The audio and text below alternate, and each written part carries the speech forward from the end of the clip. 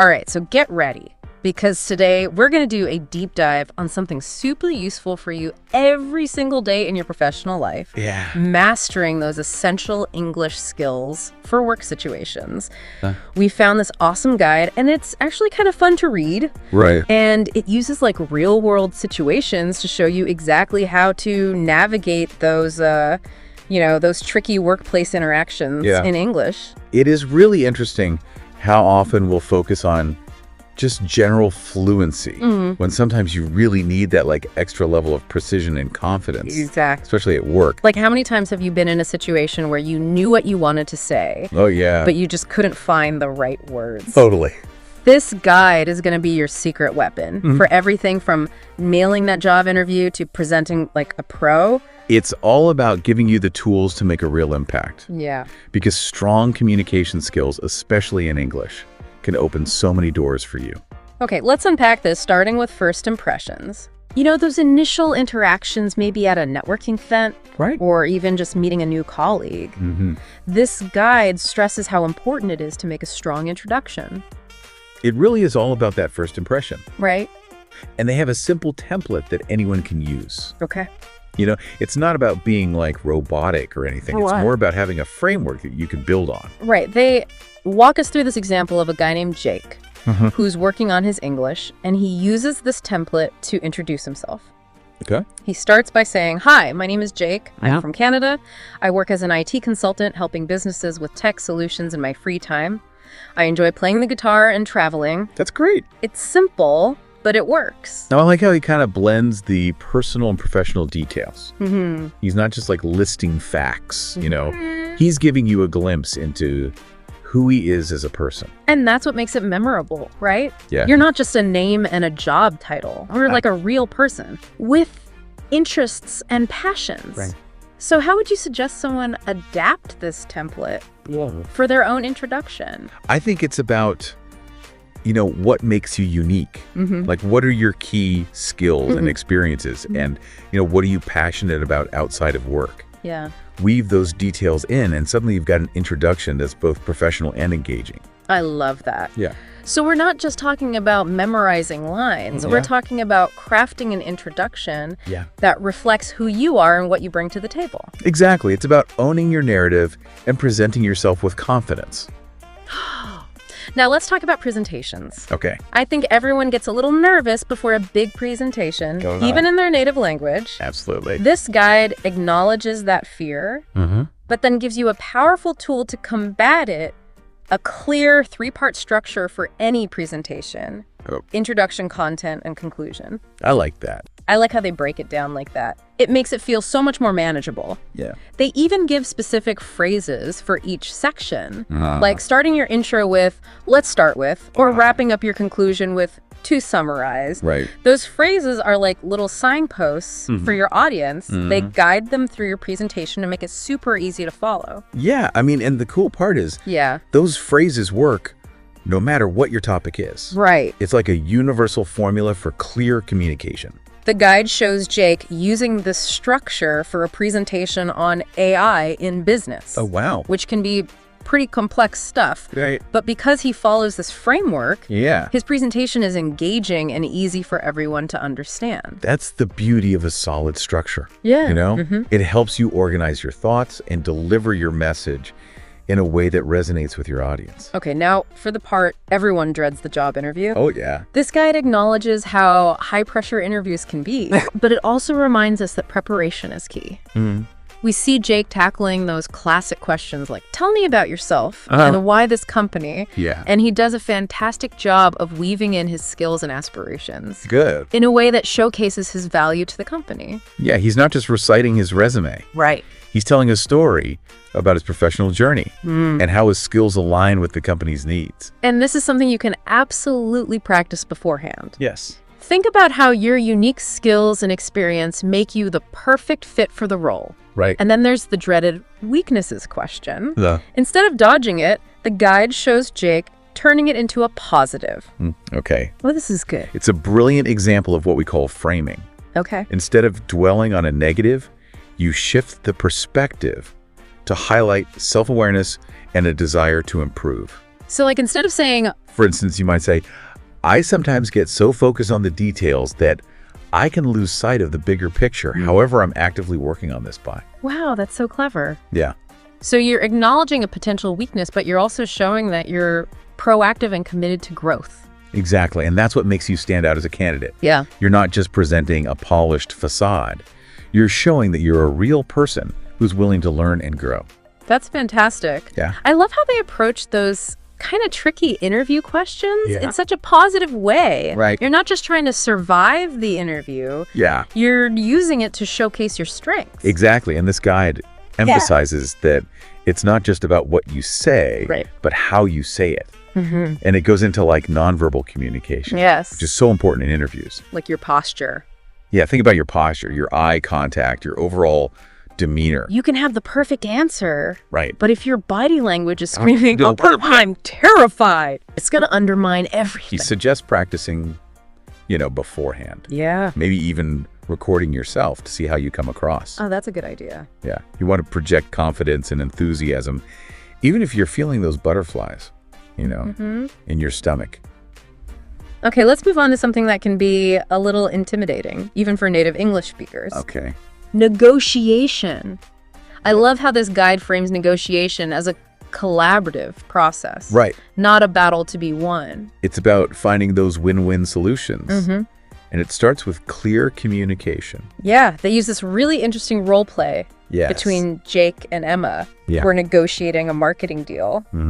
What's really striking is how they both stay firm on their needs, but they're open to compromise. Yeah, and there's this one part where Jake uses this phrase. Yeah. Would you consider this if we did that? Yeah. It's such a subtle thing, but it just changes the whole tone I know. of the conversation. Because instead of saying like, no, we can't do that. Yeah. Right. He's offering an alternative Exactly. and inviting Emma to collaborate on finding a solution. It's brilliant. That works for both of them. That kind of language is gold in any negotiation. Yes. Whether you're talking about salaries, contracts, or even just deciding where to go to lunch. You're acknowledging their perspective. Right. And inviting them to be part of the solution. And it leads to more sustainable agreements, you know? That's- Everyone feels like they've had a voice and they're walking away with something valuable. Exactly. Okay, let's shift gears to something we all deal with on a daily basis. Okay. Phone calls. It's easy to let those professional standards slip when you're not face-to-face. Yeah. But this guide emphasizes that phone calls are just as important as any other interaction. Absolutely. They have this section where Jake makes a business call. Okay. And it's amazing how much impact just a few well-chosen phrases can have. Right.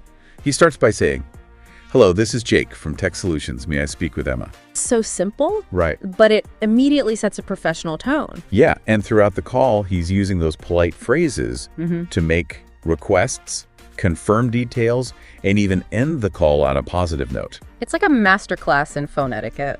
It really is, and it's something you can practice in any phone call, Yes. whether you're talking to a client, a colleague, or even just ordering takeout. Yeah. Those little touches of politeness and professionalism go a long way. One thing that really stood out to me in this guide was the emphasis on storytelling. Oh, yeah. It's not just about stating facts or like rattling off your accomplishments. Yeah. It's about weaving those details into a narrative that people can connect with. It's true, we're wired for stories. It's how we make sense of the world and connect with each other. And the guide gives specific tips on how to structure your stories, Okay. like using a clear beginning, middle, and end. Oh, that's interesting. It's like a screenwriting course. I like that. What's more likely to stick with you? A dry statistic Right. or a vivid anecdote? The anecdote for sure. Stories have this power to make information memorable Yes. and relatable. And this applies to any professional situation, whether you're giving a presentation, writing a cover letter, or even just chatting with a colleague. Right. The ability to tell a compelling story can make a huge difference in how your message is received. I think it ties back to what we were talking about with first impressions. Yeah. When you tell a story, you're giving people a glimpse into who you are as a person. That's a good point. And that helps build connection and trust. Absolutely. You're not just a cog in the machine. Right. They're a human being with experiences and perspectives that are worth sharing. Beautifully said. And that human connection is so important, especially in the workplace. Yes. It's what makes collaboration possible. It sparks innovation and creates a sense of belonging. I love how this guide doesn't shy away from the importance of cultural sensitivity. Oh, that's so important. Yeah. It recognizes that we live in a globalized world. Yes. Where we're constantly interacting with people from different backgrounds. Yeah, and effective communication goes beyond just speaking the same language. Right. It's about understanding and respecting those cultural differences. Yes. And being mindful of how our words and actions might be perceived. They give some great tips like researching cultural norms before a meeting or asking clarifying questions if you're unsure about something. It's all about approaching those intercultural interactions with a genuine desire to understand and connect. Yeah. Rather than just assuming that everyone sees the world the same way we do. You know, one of the key takeaways for me from this guide is the importance of empathy in communication. I agree. It's not just about getting our point across. It's about putting ourselves in the other person's shoes and trying to understand their perspective. And that takes practice. Yes. The guide suggests things like active listening, where you're not just waiting for your turn to speak, Right. but you're really trying to understand what the other person is saying, both verbally and non-verbally.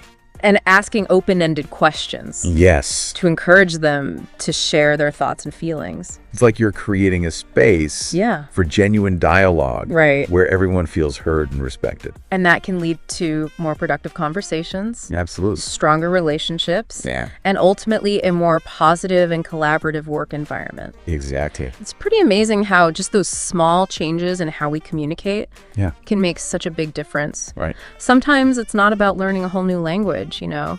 It's more about fine-tuning how we use the language we already know. It's like polishing a gem. You know, you've already got the raw material. You just got to kind of refine it to really make it shine. Right. And this guide gives you the tools to do that.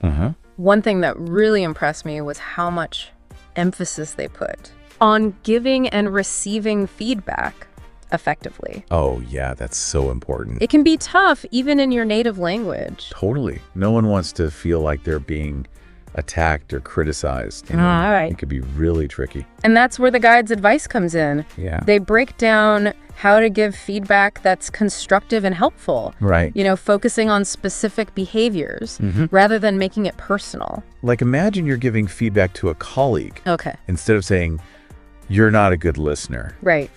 Which is super vague and kind of hurtful. Yeah. You can say something like, during the meeting, I noticed you interrupted Sarah a few times, and you know, I think it's important to let everyone share their thoughts fully. That's so much better. Yeah. You're focusing on the behavior and explaining why it matters. Exactly. And then on the flip side, they also talk about how to be more receptive to feedback. Yes. Even when it's not easy to hear. It's all about seeing it as a chance to learn and grow. Yeah. Rather than taking it personally. It can be tough, but it's a super valuable skill to develop. Oh, yeah. If you can learn to see feedback as a gift, it can really help you grow. Absolutely. It's like having a personal coach who's always there to help you get better. This guide is like a masterclass in communication. It is. It covers everything from presentations to negotiations to phone calls. But here's the thing. What's that? These skills aren't just limited to the workplace. That's a great point. This is where it gets really interesting. Okay. These techniques, you can use them in any area of your life. Like how? Remember those clear communication strategies we were talking about for negotiations? Yeah. Those can be helpful in personal relationships. Oh, yeah. Dealing with conflict, or even just advocating for yourself in everyday situations. For sure. Imagine using those clear, concise phrases from the phone call scenario to confidently book an appointment, navigate a travel issue, or even just have a more effective conversation with a friend or family member. It's all about recognizing that communication is at the heart of everything we do. And when we improve those skills, we're giving ourselves the power to build better relationships, achieve our goals, and just navigate the world with more confidence. I think a lot of people, especially those learning English as a second language, might feel a little intimidated by this whole thing. Yeah. But this guide makes it feel so doable. And that's what I love about it. Yeah. It breaks those complex skills down into really simple steps and gives you the tools and the confidence to practice and improve. It's a journey, right? It is. It's a journey, not a destination. Not a destination. That's right. Every interaction, every conversation is a chance to learn and grow. So true. Well, as we wrap up our deep dive into this awesome guide, I want to leave you with a question. Okay. What's one communication skill you're going to focus on improving this week? It's a great question for our listeners to think about. Yeah, what about you? I think for me, I'm going to work on being a more active listener. That's great. It's something I've been thinking about, and this guide gave me some really useful strategies to try. It's been a pleasure diving into this with you. Likewise. And remember, the power of communication is in your hands. Absolutely. Keep practicing, keep learning, and keep using your voice to make a positive impact. Yes. Thanks for joining us on The Deep Dive.